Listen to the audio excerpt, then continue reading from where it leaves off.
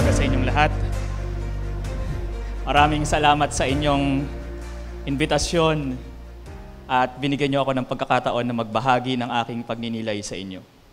Okay. So I was tasked to give a reflection on the theme, Free to Follow God.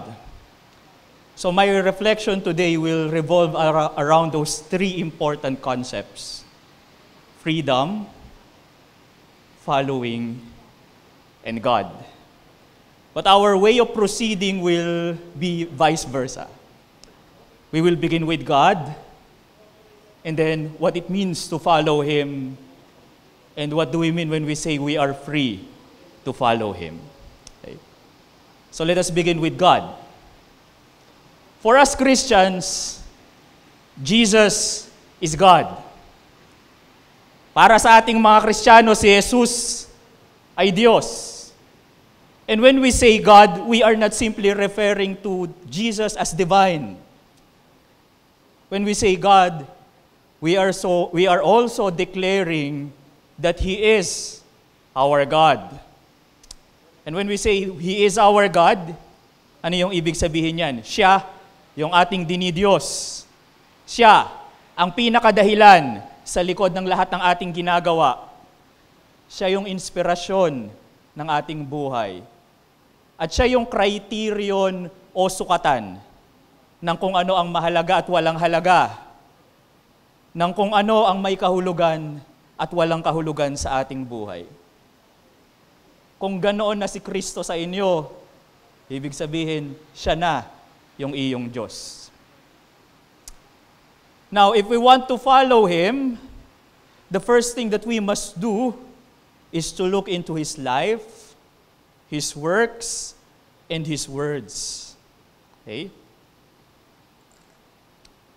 Now, tingnan natin yung actions ni Jesus.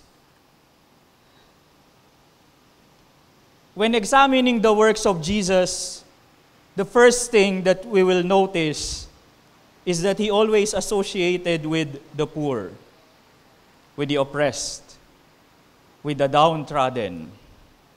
Ang tawag sa kanila sa banal na kasulatan, Am Haaretz, the people of the land, the rabble of the society. The pages of the Gospels are filled with accounts of how Jesus helped them. And in all these instances, the reason is always compassion. In the original Greek, the Greek word for compassion is splagnitsomai. Tongue twister, splagnitsomai. Sabi ng mga estudyante ko sa Ateneo, spaghetti at siomai. But it literally means entrails, intestines, lamang loob, na noong unang panahon pinaniniwala ang pinanggagalingan ng emosyon. Kaya nga, yung paggamit ng salitang splagnitsomai sa bagong tipan, sa Ebanghelyo, hindi yan mababaw na awa. Hindi yan yung tipong kapag nakakita ka ng nahihirapan, mapapasabi mo, hindi siya ganun, tapos na. Ang ibig sabihin ng splagnitsomai, awa na may kakambal ng inig ng kalamnan. Awa na nagtutulak kumilos, na nagtutulak tulungan yung nangangailangan. Ganong klaseng tao si Jesus. Lubha siyang maawain. Kaya naman, kung gusto niyong sundan siya, ang kauna-unahang inaasahan sa atin ay maging mahabagin tulad niya. To be compassionate, to empathize, to know where the other is coming from. Ganon na ba tayo? Isa sa pwede nating itanong sa atin, sarili natin.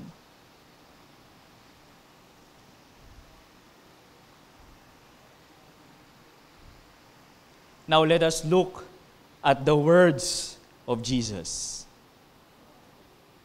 If there is any word or phrase that sums up all that Jesus said, it is the phrase kingdom of God or the reign of God, ang paghahari ng Diyos. And we can better understand what this reign of God is all about by looking into the worldly values against which Jesus set the reign of God. And the first among these values is money or material possession. In the gospel, you must have read the words, "Blessed are the poor." Or the words, "It is impossible for a rich man to enter the kingdom." Or the words, "Go, sell what you have and give to the poor." And when we read these words, some of you might be wondering, kasalanan ba yung maging mayaman? Bawal na ba akong magkaroon ng ari-arian? Kung yun ang ibig sabihin ni Jesus, kawawa naman yung mga nagpupunta dito sa wakwak, di ba? O kaya, mapapatanong tayo, pag iniwan ko ba yung ari-arian ko, bibilib ang Diyos na malaki ang tiwala ko sa Kanya at gagantimpalaan niya ako? Yun yung mga bagay na marahil tumatakbo sa isip natin. Okay? But the clue to understand what Jesus meant here is by looking at the life of the first Christian community in Jerusalem. Yung mga kauna-unahang tagasunod ni Jesus. Yung unang mga tagasunod ni Jesus, ano yung ginawa nila? Ibinenta nila yung ari-arian nila, ibinigay nila ang pinagbentahan sa mga leader nila, sa mga apostol, at yung mga apostol, ibinahagi yung pera sa bawat isa sa kanila. Depende sa kanilang pangangailangan. At ano yung resulta nun? Ano yung resulta kapag ganun? Walang naghirap sa kanila. Walang salat. Walang nagugutom. Kaya nga nung sinabi ni Jesus yung mga salita kanina, hindi yon dahil galit siya sa mayayaman. Hindi galit si Jesus sa mayayaman. Hindi rin ito advice para paano tayo magpapakitang gilas sa Diyos dahil hindi natin kailangang magpakitang gilas sa Kanya. Bagkus ang pinakapunto ng aral ni Jesus ay matiyak na nagbabahaginan tayo at walang sino man sa atin yung salat. Walang sino man sa atin yung may kulang.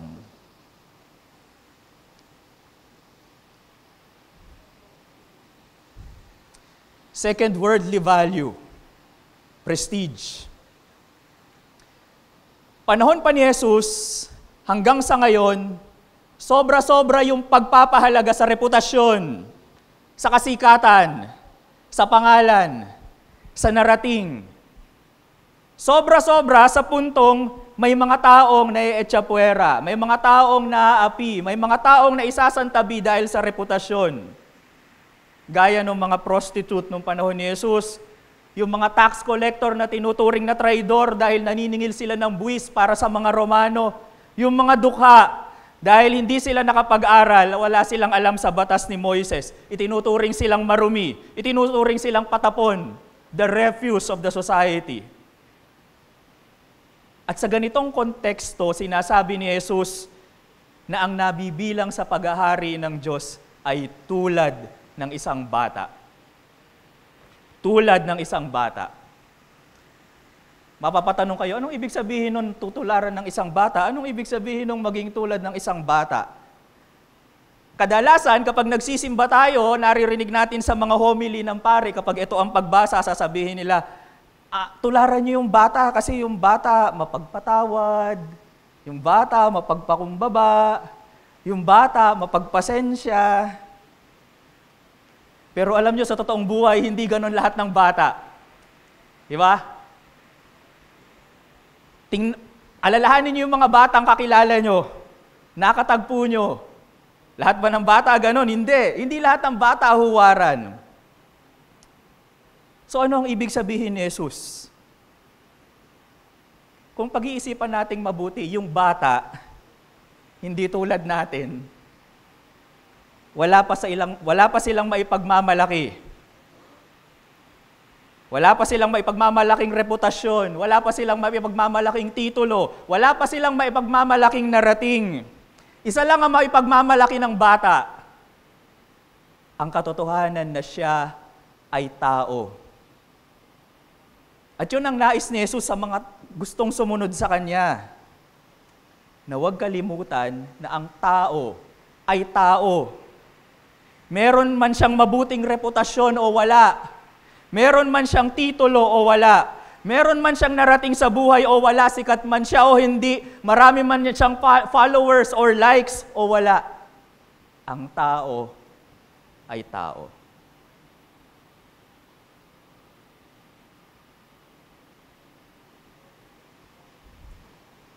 Third, worldly value, exclusive solidarity.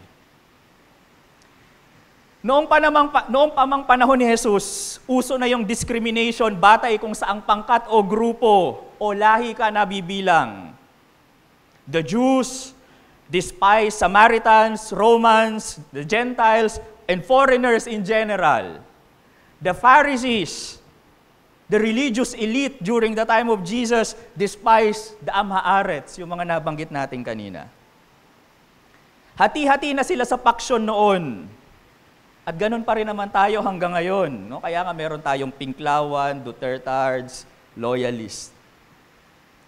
At sa kontekstong ito ng pagkakahati-hati, sinabi ni Jesus sa mga salitang ito, love your enemies. At yung isa pang mabigat na salita ni Jesus, if any man comes to me without hating his father, mother, wife, children, brothers, sisters, his own life too, cannot be my disciple. Ang weird nun, di ba? Love my enemies. Hate my father. Huh? These words may sound counterintuitive, as most of us were brought up to hate our enemies and to be loyal to our families. Di ba ganun tayo pinalaki? Also, if we will be considering the prevailing culture today, the prevailing culture teaches us to prioritize ourselves before others. But in the context that I described earlier, this teaching simply means that our love, our respect, our concern should go beyond the limited circle of ourselves.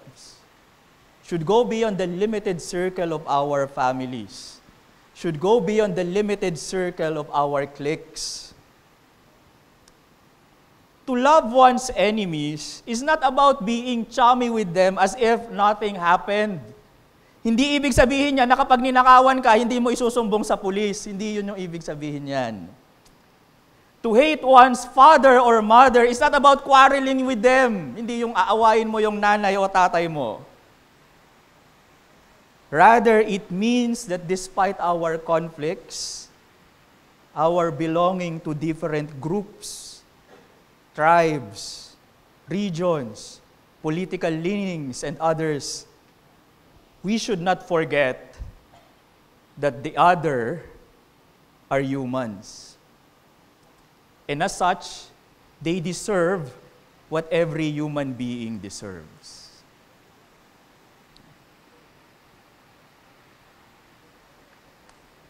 Fourth value, power. We just had the election last month. Diba?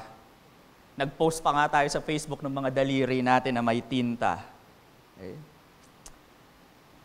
And we have seen people vying for political power. And there are a lot of reasons why they do. Yung iba doon gusto nilang manalo, o manalo yung mga kakampi nila para makaligtas doon sa kaso nilang kinakaharap. Kilala nyo na yan. Yung iba doon, ayaw mawala yung posisyon na hawak ng pamilya nila sa loob ng napakaraming dekada. Kilala nyo rin yung mga yan.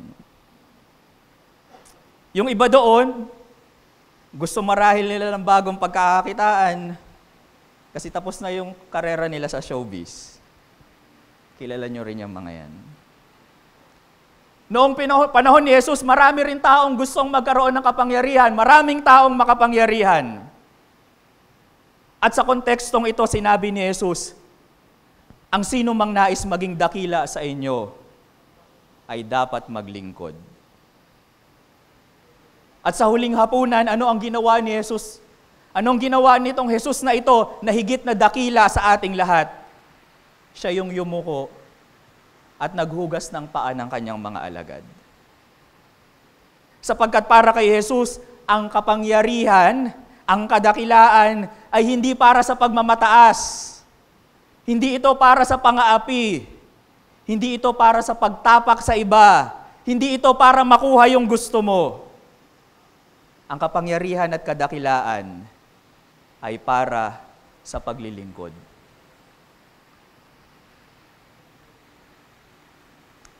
Now, if we are going to sum up everything that we have said so far, we can say that for Jesus, the worth of a person is never based on what one has. It is not based on one's title, rank, fame, and achievements. It is not based on one's belonging to a certain group, ethnicity, social class, or political party. And definitely, it is not based on one's power, capabilities, and abilities. Thus, a sure sign that one belongs to the reign of God is when one values oneself and others as ends and not as means.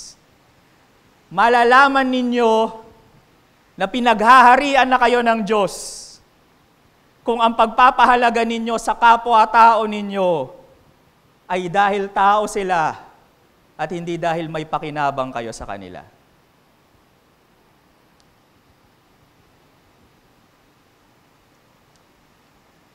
Why did Jesus demand such way of valuing? Bakit ito yung hinihingi ni Jesus sa mga sumusunod sa Kanya?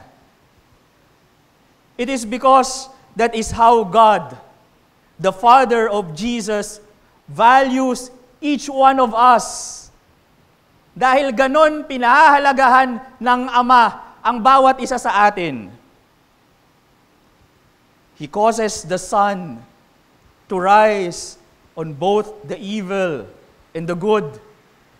The Father sends the rain on both the righteous and the unrighteous. And in the parable of the prodigal son, familiar naman kayo dito, no? The father loved both the younger and the older son. He loved the younger son despite demanding his inheritance as if the father is already dead and squandering all of it on women and vices.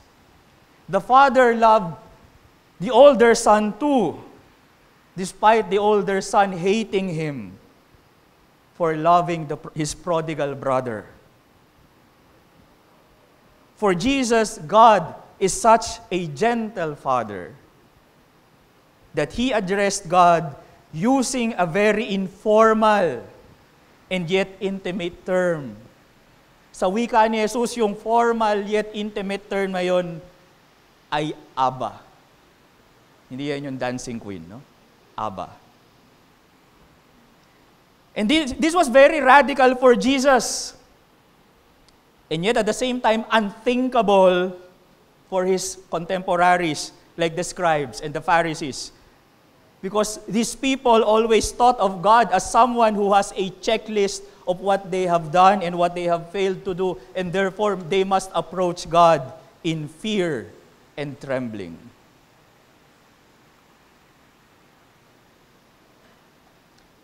In the eyes of the Father of Jesus, every person is valuable in himself or herself. Sa paningin ng Ama, ang bawat isa sa atin dito ay mahalaga. May angking halaga ang bawat isa sa atin na hindi nakasalalay sa pag-aari, hindi nakasalalay sa pangalan, hindi nakasalalay sa grupong kinabibilangan, hindi nakasalalay sa kapangyarihan, kakayahan, silbi at ambag. And that is why the church always opposed the principle of utility, of valuing a person as means rather than an end. of valuing a person in terms of being an asset or a liability. And that is why the church always opposes abortion for measuring the worth of a fetus as a liability. The church always opposes divorce for measuring the worth of one's spouse as a liability. Euthanasia for measuring the worth of the elderly and the sick as liabilities. Labor abuses for measuring the worth of laborers as mere resource for profit. And other instances where the human person is used as mere tool for any end. Pinakaayaw ni Jesus, yung tratuhin natin yung kapwa natin bilang gamit.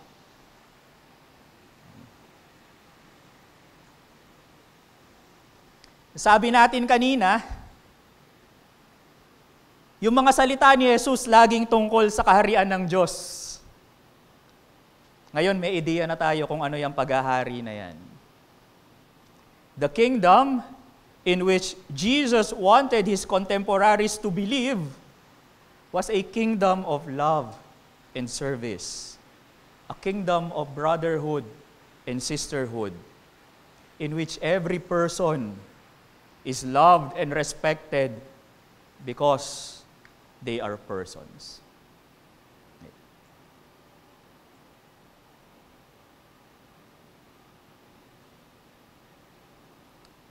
So if we are going to sum up what has been said so far, ano yung ibig sabihin ng pagsunod kay Jesus? To follow Jesus means to detach from unhealthy relationships with money, prestige, power, and solidarity.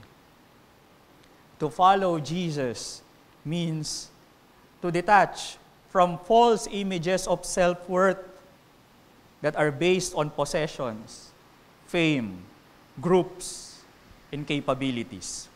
Higit pa ang halaga ninyo dyan sa mga yan. To follow Jesus means to value oneself and others as ends and not as means. To follow Jesus means to be merciful, just as the Father is merciful. To follow Jesus means to commit oneself to Jesus' vision and mission, to Jesus' project of the kingdom of God.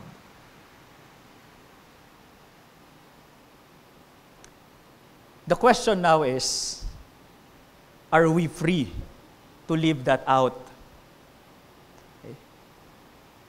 Kaya ba natin yan? Madali bang gawin yan? Yang halimbawa at aral ni Jesus na yan? By experience, we know that it is not.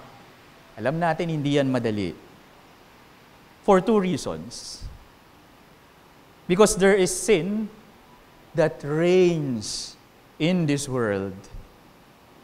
And second, because we are slaves of the fear of death.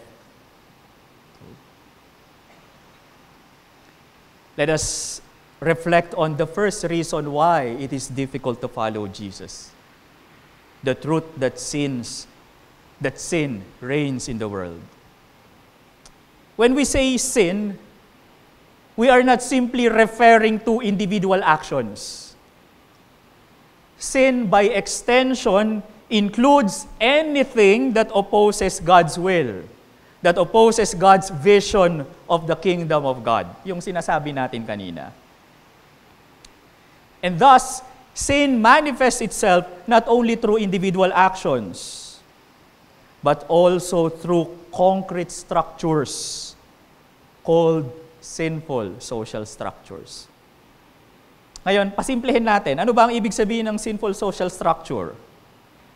Ang sinful social structure, ito yung masasamang sistema ng lipunan na gawa hindi lang ng isang tao, kundi ng sabuatan ng maraming tao. Sistema na may sabwatan. Halimbawa, yung korupsyon sa gobyerno, hindi gawa ng isang tao yan. Sabwatan yan. Drug pushing, sindikato yan. Sabwatan rin yan. Fake news, pornografiya, digmaan, kultura ng lagayan sa isang ahensya or departamento, maraming tao ang kasabwat sa mga yan. Ngayon, itong sistemang ito, itong mga sistema na ito yung nagpapahirap sa ating sumunod kay Jesus. Bakit? Kasi una, naso-socialize tayo or nai-impluwensyahan tayo ng mga ito. Halimbawa, may isang bata. Lumaki yung bata na yon sa isang bayan na may kultura o may sistema ng mababang pagtingin sa babae. Kung lumaki siya sa ganong klaseng lipunan, malaki yung posibilidad na paglaki ng bata na ito, magiging ganon rin yung pananaw niya. Mababang tao ang babae.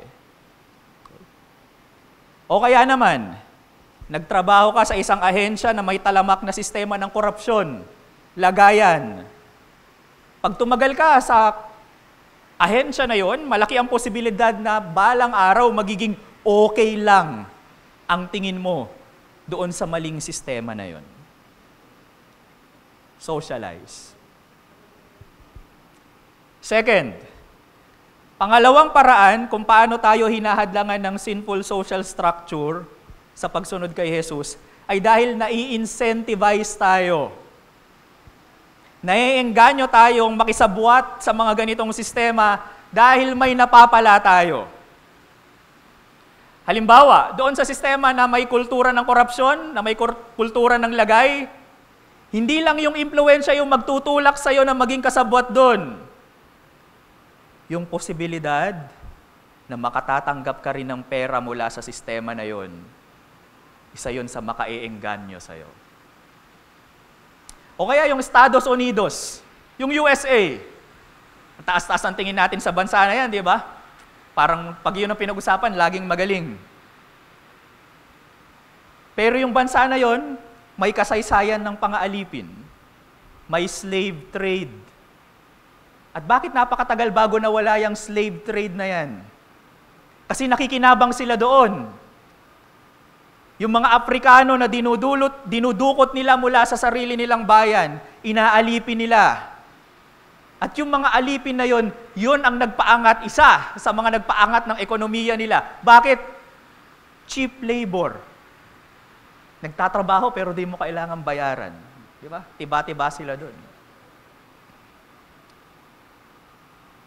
Pangatlong paraan, paano tayo hinahadlangan ng sinful social structure sa pagsunod kay Jesus? Kapag may sinful social structure, tapos ikaw yung tao na may prinsipyo, gusto mo itong itama, ang gagawin sa'yo ng sinful social structure ay i-restrict ka, pigilan ka. Lalong-lalo na nung mga taong nakikinabang dyan sa mga struktura na yan. Ano yung gagawin nila sa'yo? Tatakutin ka, huhulihin ka, sisiraan ka, pagchichismisan ka, ibubuli ka, o kaya minsan papatayin ka. Pang-apat na paraan kung paano tayo hinahadlangan ng masasamang sistema na yan sa pagsunod kay Kristo. Okay? Kung susumahin natin yung mga nabanggit natin kanina, yung pang-i-impluwensya, socialize, pagbibigay gantimpala, incentivize, pagre-restrict, ang suma total niyan, i-enable ka na gumawa ng masama at pinahihirapan kang gumawa ng mabuti. Ngayon, may idea na kayo kung paano gumagana yung sinful social structures. Ngayong alam nyo na kung paano gumagana yan, magtataka pa ba kayo kung bakit mahirap sundan yung yapak ni Kristo sa lipunang ginagalawan natin, sa mundong ginagalawan natin? mula pagmulat ng mata mo sa umaga hanggang sa pagtulog mo sa gabi, napalilibutan tayo ng mga sistema na yan, ng mga kultura na yan, ng mga struktura na yan.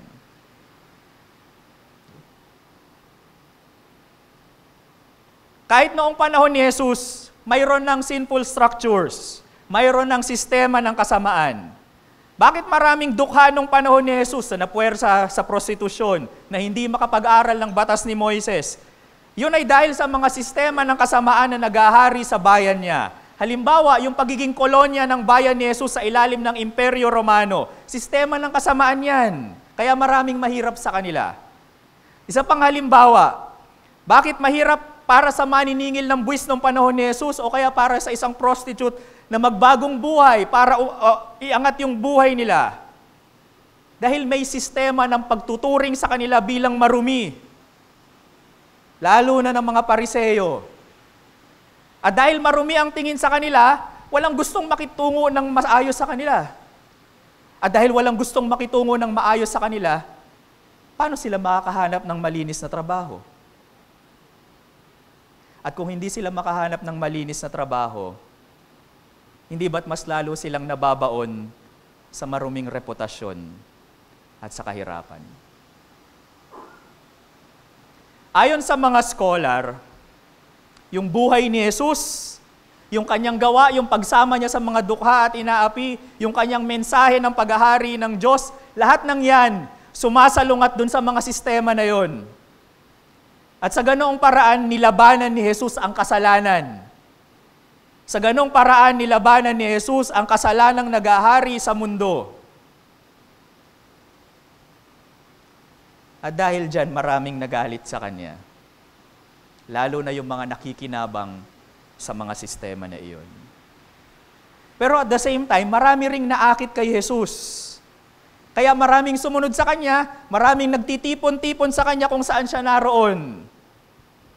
Yun nga lang, sa mata ng mga Romano na nakasasakop sa kanila, kapag may titipon-tipon ng mga tao, ang iniisip lagi nila, may rebellion, may himagsikan. Alam yan ng mga religious leaders nung panahon ni Jesus, nung Sanhedrin. Kaya naman, upang hindi magalit yung mga Romano at upang hindi wasakin ng mga Romano yung kanilang bayan, naisipan nilang ipapatay si Jesus.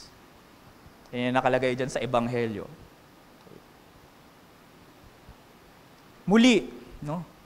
Sa kanyang buhay, sa kanyang gawa, sa kanyang salita, nilabanan ni Jesus ang kasalanan at ang sistema ng kasalanan, ang sistema na yumuyurak sa dangal ng mga dukha na napuwersang maging prostitute, na napuwersang maging maniningil ng buwis para sa mga Romano dahil sa kanilang kahirapan.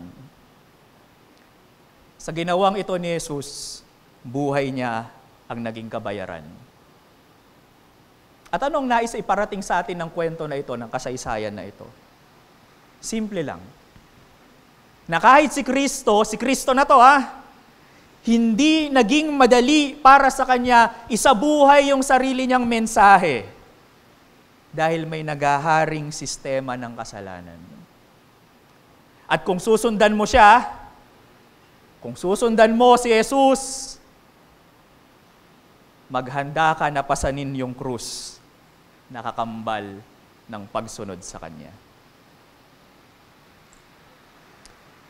Ngayon, dumako tayo sa pangalawang dahilan kung bakit mahirap sundan ang yapak ni Kristo. Maraming tao ang alipin ng maling pagpapahalaga. Take note, maling pagpapahalaga sa pera, kasikatan, kapangyarihan, at pangkat na kinabibilangan. Hindi lamang dahil sa sinful social structures. Marami ring alipin ng maling pagpapahalaga na ito dahil sa takot. Takot. Di ba maraming politiko yung ginigisa tayo sa sarili nating mantika, yung sarili nilang kababayan? Bakit? Dahil takot silang mawalan ng kapangyarihan. Di ba't may mga taong naninira ng kapwa para magmukha siyang mabuti sa paningin ng iba? Bakit? Dahil takot siyang hindi mapansin. Dahil takot siya na hindi pahalagahan. Tingnan niyo yung mga kabataan. Di ba may mga kabataang takot?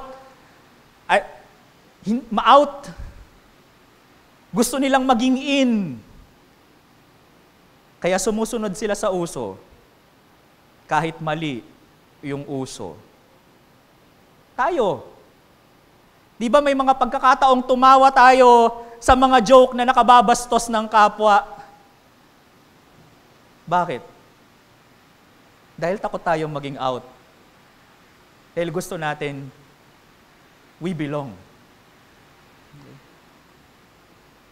Marami sa atin yung kapit tuko sa pera, sa ari-arian, sa reputasyon, sa kasikatan, sa grupong kinabibilangan, sa kapangyarihan. Kahit tapakan natin yung ibang tao, kahit masaktan natin yung ibang tao. Marami sa atin ang alipin ng maling relasyon, maling pagpapahalaga sa ari-arian, reputasyon, grupong kinabibilangan, kapangyarihan, dahil alipin tayo ng takot sa kamatayan at pagdurusa. May takot tayo na kapag binitawan natin itong mga to, magiging mahirap tayo, maghihirap tayo, mamamatay tayo. Marami sa atin takot mawala itong mga values na ito dahil tingin natin mawawalan tayo ng halaga. Mawawalan tayo ng kahulugan. At dahil sa takot na yan, kaya marami sa atin ang hindi masundan ang yapak ni Kristo. We are afraid to love, to serve, to be compassionate, to stand for what is right and just, and to make daring choices because we fear death and its minion, suffering. At anong resulta ng takot na ito? Sabi ni San Pablo, the sting of death is sin. Ang kamandag ng kamatayan ay kasalanan. Ang kamandag ng takot natin sa kamatayan ay ang paglaganap ng paghahari ng kasalanan. Kasi habang mas lalo tayong natatakot na gawin ang tama, mas lalo tayong natatakot na magmahal, mas lalo tayong natatakot maging makatarungan, na sumugal para sa pagbabago, mas lalong naghahari ang kasamaan. Mas lalong nagiging talamak ang kasalanan at paghihirap.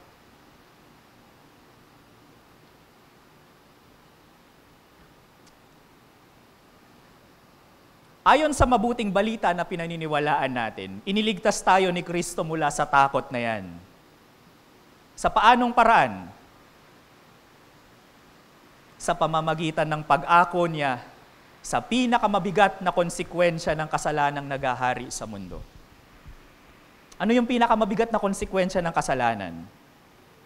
What is the most terrible consequence of sin? Probably most of you would be thinking of the suffering of a sinner in hell. Pero para sa akin, hindi yon ang pinakamabigat na konsekwensya ng kasalanan. For me, the worst consequence of sin is the suffering of an innocent person due to the sin of others. Bakit? Isipin nyo mabuti. Di ba mas madaling tanggapin yung paghihirap kapag alam mo na kasalanan mo kung bakit ka naghihirap? Alam mo, ikaw yung gumawa ng mali, naghihirap ka dahil doon, mas natatanggap mo yon. Kaysa yung alam mong wala kang ginawang mali, pero ikaw yung naghihirap. Yun yung suffering of the innocent. Okay? At yan ang pinakamatinding epekto ng paghahari ng kasalanan sa mundo. Halimbawa niyan, digmaan. Babasa ba kayo ng balita tungkol sa Gaza, tungkol sa Ukraine, di ba?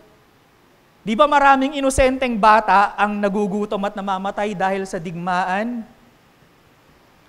Kasalanan ba nila yan? Hindi. Pero sila yung naghihirap. Suffering of the innocent. Isa pang halimbawa, mga batang hindi nakapag-aral, naging biktima ng child labor, naging biktima ng prostitusyon. Mga batang may sakit na hindi nadala sa ospital, namatay. Bakit ganon? Kasi kinurakot ng mga politikong korap yung buwis na sana para sa eskwelahan, na sana para sa edukasyon, na sana para sa matinong kalsada, matinong tulay, matinong ospital. Kasalanan ba ng mga bata na yon? Bakit ganyan? Hindi. Hindi naman sila yung bumoto sa mga tao na yun eh. Pero sila ang pinaka naghirap. Isa pang halimbawa, yung mga taong nagsalita para itama ang mali sa lipunan na hindi naman silang may gawa. Anong nangyari sa kanila? Sila ang na-red tag, sila ang nagmukhang masama, sila ang nakulong, sila ang napatay. Suffering of the innocent. Nang pinatay si Jesus sa krus, naranasan niya yung pinakamatinding pwedeng ibato ng kasalanan. At nasabi ko yun yung suffering of the innocent. Dahil ito ang klase ng paghihirap na napapatanong ka, may Diyos ba? Ito ang klase ng paghihirap na napapatanong ka, nasaan ang Diyos? Akala ko ba mabuti siya? Kaya nga siguro nang patayin si Jesus sa krus, napahiyaw siya, Eli, Eli, lama sabachthani. Diyos ko, bakit mo ako pinabayaan? Ang suffering of the innocent, ang tipo ng paghihirap na kayang sirain ang pag-asa ng isang tao. At kapag nawalan na ng pag-asa ang isang tao, ano na lang ang mangyayari sa kanya?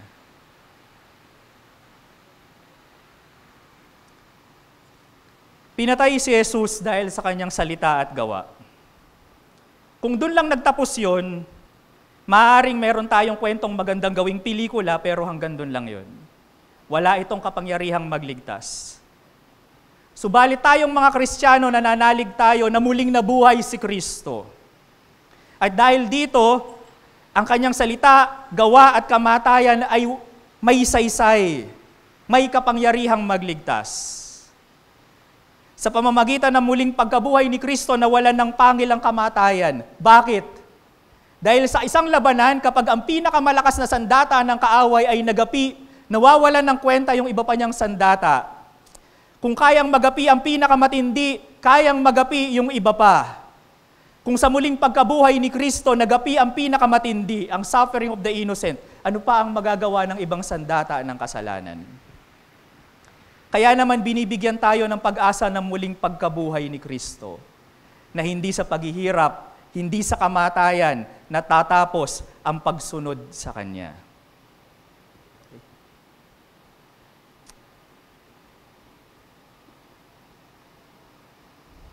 Meron tayong pag-asa, meron tayong katapangan, meron tayong kalayaan na sundan si Kristo.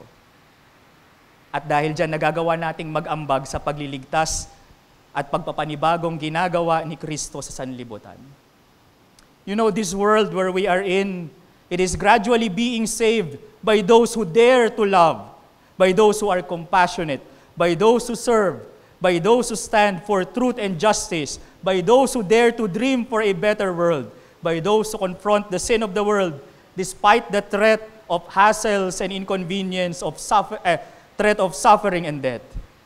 This world is gradually being saved by those who follow the footsteps of Jesus, those who carry the cross of justice, service, and compassion. The kingdom of God is gradually being established by those grain of wheat that falls onto the ground and die, and yet by doing so, bear fruit for others.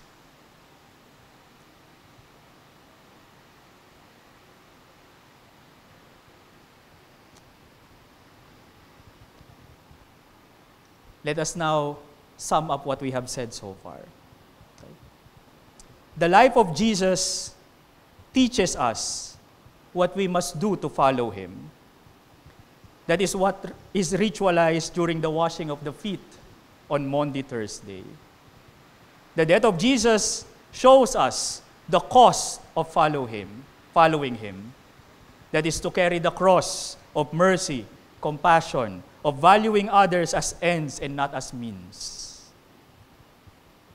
The resurrection of Jesus assures us that following Him does not end in defeat, thus setting us free from fear that hinders us from following Him.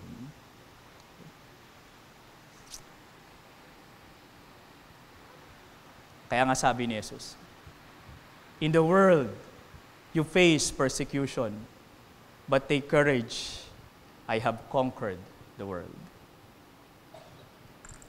Let me end my reflection with this prayer. The prayer of Saint Ignatius, a prayer that expresses one's trust in the risen Christ, a prayer that expresses one's freedom to follow Jesus. Let us pray together. Lord, teach me to be generous. Teach me to serve you as you deserve, to give and not to count the cost, to fight and not to heed the wounds, to toil and not to seek for rest, to labor and not to look for any reward, save that knowing that I do your holy will. Amen. In the name of the Father, the Son, the Holy Spirit. Amen.